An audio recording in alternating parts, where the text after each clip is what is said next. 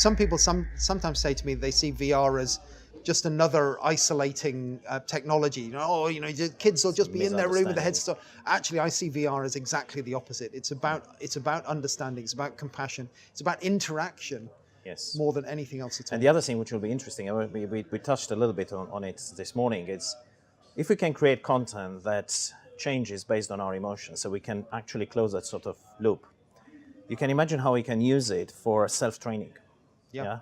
And there's a lot of applications in mindfulness and that sort of stuff, but even more deeper up, well, I can't say deeper because actually mindfulness, I believe in mindfulness, but it's looking at a different layer, if you want, which is, let's say I'm afraid of something, and I'm going into a VR experience, and if I continue to be afraid, the whole content will become even more terrorizing and even more. Can I control my breath and my calm and everything else?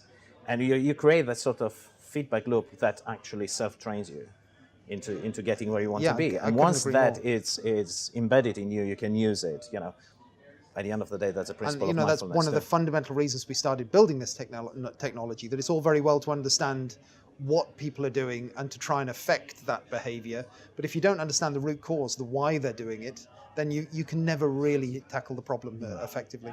So where do you think augmented reality, where do you think its place is in this? What do you think will be the great applications? I think it's far less immersive, but offers far more value to everyday interactions. My personal view is that we're getting towards the end of a journey from the screen, which started 60, 70 years ago with being 50 foot wide and 70 feet away from us in a cinema. It moved into our lounges and was on the floor, then the wall. It moved onto our desks and then onto our knees with our laptops. It's now currently sitting, taking up one of our two hands, or currently in the pocket, which and the natural progression from the hand is onto our faces as we start to see the value of using augmented reality. And we've seen so much talk about that here at Cannes Lions.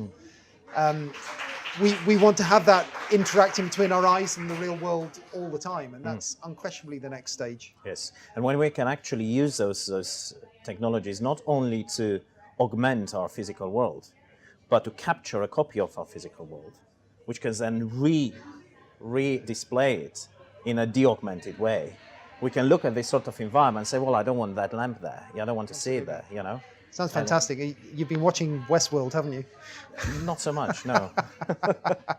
no, not so much. But I know my kids do, so yeah.